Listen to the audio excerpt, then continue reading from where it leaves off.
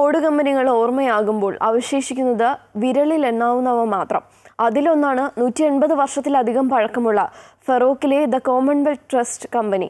കളിമണ്ണിന്റെ ലഭ്യതക്കുറവാണ് ഓട് കമ്പനികൾക്ക് തിരിച്ചടിയാകുന്നത്. ചൈനീസ് ഓടുകളുടെ കടന്നുവരവും പ്രതിസന്ധിക്ക് ആക്കം കൂട്ടുന്നു.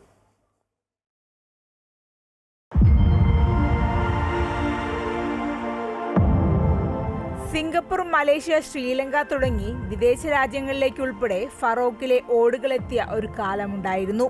അന്ന് ഓട് വ്യവസായത്തിന്റെ കേന്ദ്രമെന്നറിയപ്പെട്ടിരുന്ന ഫറോക്കിൽ മാത്രമായി പ്രവർത്തിച്ചിരുന്നത് 20ഓളം ഫാക്ടറികളാണ്. എന്നാൽ ഇന്ന് ഇവിടെ അവശേഷിക്കുന്നത് തുരുമ്പെടുത്ത ഉപകരണങ്ങളും പുകക്കുഴലുകളും മാത്രമാണ്.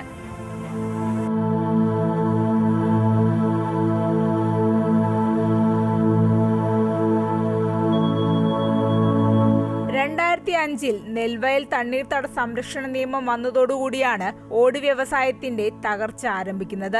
കളിമണ്ണ് ലഭിക്കാതെ ഫറോക്കിലെ ഓരോ ഫാക്ടറികൾക്കും പൂട്ടുവീണു.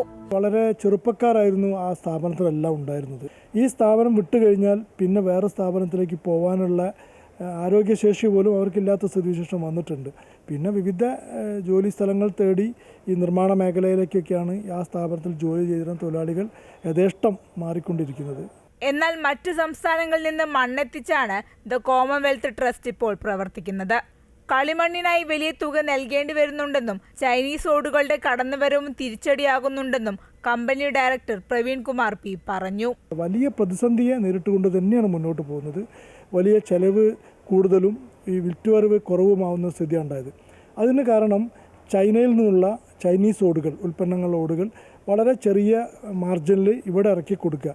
അന്യ സംസ്ഥാനത്തു നിന്ന് മണ്ണ് കൊണ്ടുവന്ന് ഒരു ഫാക്ടറി നടത്തി കൊണ്ടുപോകാൻ കഴിയാത്തൊരു സാഹചര്യം വന്നു. അപ്പോൾ മറ്റ് മാനേജ്മെൻറ്റുകളെല്ലാം തന്നെ കമ്പനി ഡ്രോപ്പ് ചെയ്യല്ലാണ്ട് വേറൊരു മാർഗ്ഗമില്ല എന്ന് ചിന്തിച്ചുകൊണ്ടാണ് ഈ മേഖലയിലെ ഒരു 13ഓളം ഫാക്ടറികൾ അടച്ചുപൂടിയിട്ടുള്ളത്. കളിമണ്ണിന്റെ ലഭ്യത നിലച്ചാൽ ഓട് നിർമ്മാണം അവതാളത്തിലാകുമെന്നും സർക്കാരിൽ നിന്ന് യാതൊരു പിന്തുണയും ലഭിക്കുന്നില്ലെന്നും the Commonwealth Trust production officer Jijo പ്രതികരിച്ചു. കർണാടക സ്റ്റേറ്റിൽ നിന്നാണ് നമുക്ക് മണ്ണ് വരുന്നത്. അത് എന്ന് നിൽക്കുന്നു അന്ന് നമ്മൾ നിൽക്കേണ്ടി വരും. കളിമണ്ണ് ഒരുപാടുണ്ട്, അതിനുള്ള അനുമതി നമ്മുടെ ഗവൺമെൻറ് ഭാഗത്തുനിന്ന് കിട്ടുന്നില്ല. അപ്പോൾ നമ്മൾ അത് പ്രതിസന്ധി മറികടക്കുന്നത് ഹൈ റേറ്റിൽ നമ്മൾ പൈസ കൊടുത്തിട്ടാണ് നമ്മൾ ഈ ഒരു കളിമണ്ണ് പ്രൈവറ്റ് ഏജൻസി, അതായത് അവരിവിടെ എത്തിച്ചേരും. വേറെ റിസ്ക് ഒന്നും നമുക്കില്ല, അവർ സാധനം അവിടെ നിന്ന് എത്തിച്ചേരുന്നു മാത്രം. അപ്പോൾ അത് പ്രതിസന്ധിയായിട്ട് തന്നെ നിലനിൽക്കുന്നുണ്ട്.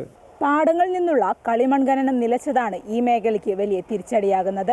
ഇതോടെ മറ്റ് സംസ്ഥാനങ്ങളിൽ നിന്ന് വലിയ വില കൊടുത്ത് കളിമണ്ണ് വാങ്ങിക്കേണ്ട അവസ്ഥയിലാണ് കമ്പനികൾ. ഇനിയും ഇതേ അവസ്ഥ തുടർന്നാൽ ഒരു ഓട് പോലും ലഭിക്കാനില്ലാത്ത അവസ്ഥയിലേക്ക് കാര്യങ്ങൾ നീങ്ങും. ക്യാമറമാൻ അമർജിത് കൽപ്പറ്റയ്ക്കൊപ്പം ലക്ഷ്മിപ്രിയ, അമൃത ന്യൂസ്, കോഴിക്കോട്.